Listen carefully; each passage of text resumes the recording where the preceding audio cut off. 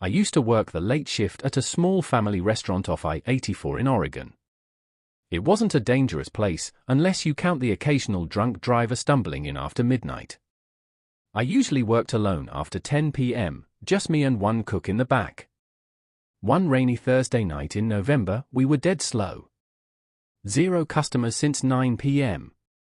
I was wiping down menus when I heard the front door chime ring. A man walked in. Tall. Thin. Wearing an old-fashioned charcoal suit, like 1950s formal wear. His shoes were muddy, his hair dripping wet like he'd been standing out in the rain for hours. He didn't speak. Didn't look around. He just walked straight to table 12, the one by the windows. I grabbed a menu and went over. "Evening, sir. Can I get you started with anything?" He didn't look at me. His eyes were fixed outside the window into the darkness. After a few seconds, he said in a low, dry voice, "He should be here soon." I blinked. "Who's coming?" He slowly turned his head toward me, and I swear his eyes looked wrong. Like they were too reflective, like animal eyes in headlights. "My ride," he whispered. We didn't have any ride-share drop-offs this late. No buses, either. I tried to be polite. "Sure. Can I get you something to drink?" He stared at me for several seconds. The silence felt suffocating. Then he said, "I'll wait." I backed away and went behind the counter, pretending to do paperwork. But every time I glanced over, he was staring out the window, unblinking, unmoving. At around 11:50 p.m., the cook stepped out of the kitchen. "Who's that guy?" he whispered. "No idea. He hasn't ordered anything." We both looked over. The man was still staring outside, hands perfectly still on the table. Then suddenly, he spoke. Not to us, just into the air. "Oh. There you are." He stood up. But he didn't walk toward the door. He walked toward the kitchen hallway. I hurried after him. "Sir, customers aren't allowed." He stopped, turned his head halfway toward me, and said, "He's in here." The cook looked confused. "Who?" The man didn't answer. Instead, he reached for the kitchen door, and then froze. His whole body tensed. His breathing got ragged, fast, almost like he was panicking. Then he whispered, "No. No. No, he found me." And before either of us could react, he ran. Not out the front door. Not into the kitchen. But straight toward the restroom hallway, disappearing from view. We followed. But when we reached the hallway, he was gone. The hallway was empty. Both restroom doors were open. No windows. No exit. No vents big enough for a child to crawl through, let alone a grown man. The cook thought I was messing with him. But the security camera footage proved it happened. The man walked in. He sat at table 12. He stood. Walked toward the hallway. But the footage of him running? The hallway camera glitched. Static for 5 seconds. And when the video resumed, nothing. The police checked everything. No sign of forced entry or escape. He never exited the building. He never reappeared on any camera. 2 weeks later, my manager brought in an old photo she found in boxes of restaurant memorabilia. A black and white picture from the 1960s. In the back row, wearing a charcoal suit, stood the same man. He had died on that highway in 1964. His car was hit by a truck at 11:50 p.m. The exact time he whispered, "Oh. There you are."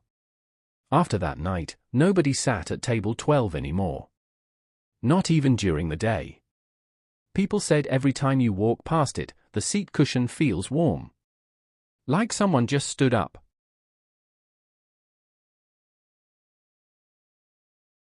I worked at a small diner in Texas when I was 19. My job was simple: bus tables, refill drinks, and run deliveries to the walk-in freezer. I never thought much of the freezer, even though the staff constantly complained that it felt wrong inside. The owners blamed bad insulation. But the feeling was more than cold, it felt like someone was watching you. One Saturday night, during a packed rush, the manager yelled for me to grab another box of frozen fries.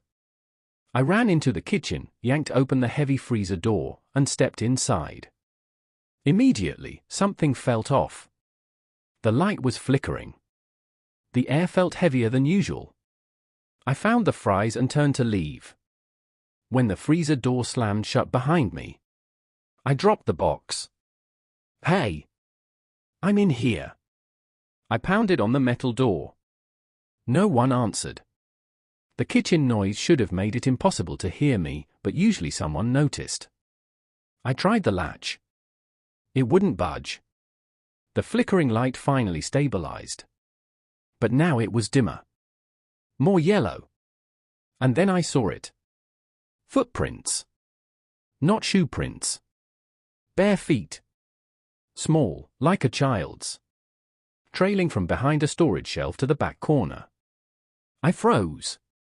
"Hello?" A soft tapping came from the corner. Like someone lightly knocking on the metal wall. Tap. Tap. Tap. I backed away. The tapping got faster.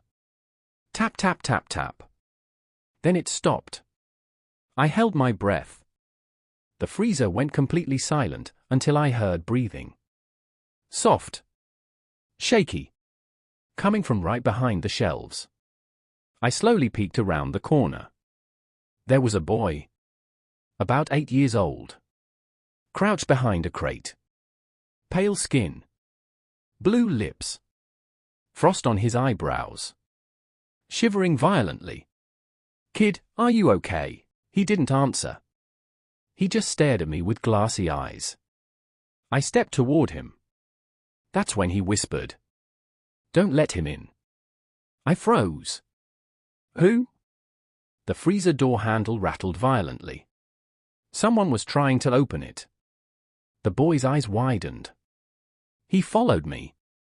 Before I could move, the door swung open.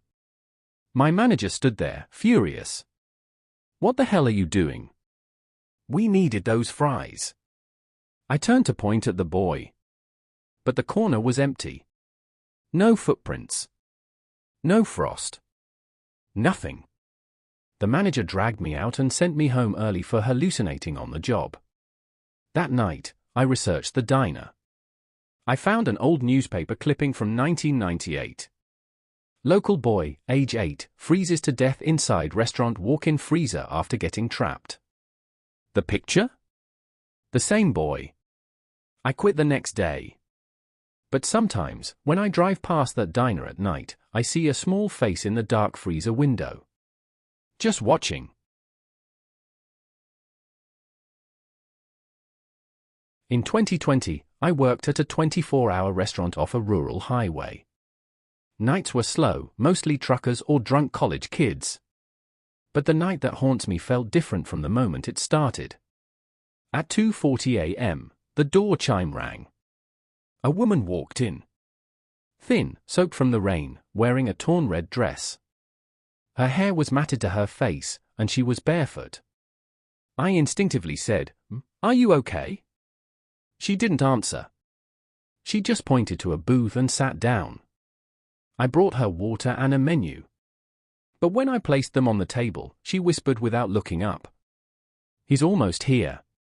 Those words immediately unsettled me. "Do you need me to call someone?" She slowly lifted her head. Her eyes were swollen, bloodshot, like she had been crying for hours.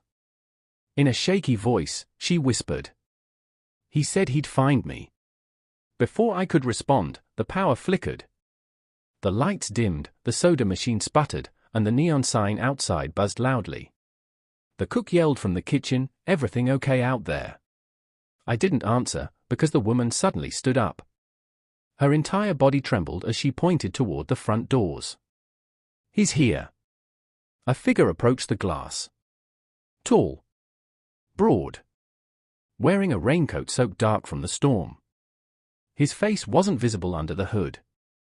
He just stood there, breathing heavily against the glass. The woman ducked under the table. "Please don't let him in," she whispered. I locked the door and pulled down the metal night shutter. But the man didn't move.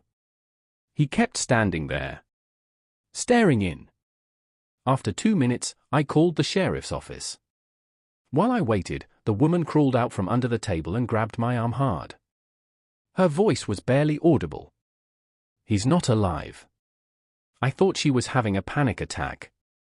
But then the man outside lifted his head. And his face was wrong. Skin pale. Mouth slightly open. Eyes dull, unfocused, like he wasn't fully conscious. Or wasn't fully human. He started pounding on the glass. Slow. Rhythmic. Each hit louder, more forceful. The woman screamed and covered her ears. "Don't let him take me again." The cook ran out with a knife. "Back away from the door," he yelled. The pounding stopped. The man lowered his hand, turned slowly, and walked into the darkness. The sheriff arrived 15 minutes later. The woman refused to give her name. She just kept repeating, "He followed me from the river. He always follows." They took her to the hospital for evaluation. The deputies tracked footprints outside. Bare footprints. As if the man had been walking without shoes in the freezing mud. But the strangest part? The track stopped abruptly in the middle of the parking lot. No turning. No walking away. Just gone. A week later, a detective visited the restaurant. He showed me a photo of a man who drowned 3 months earlier. Same face. Same raincoat. Same expression. The detective said the woman who came in that night was his wife. And she'd been telling people for weeks that she saw him standing outside windows after his death. The restaurant installed stronger locks after that night. But I still remember the dull thud of his fist on the glass. Slow. Rhythmic. Like he wasn't knocking, but marking time.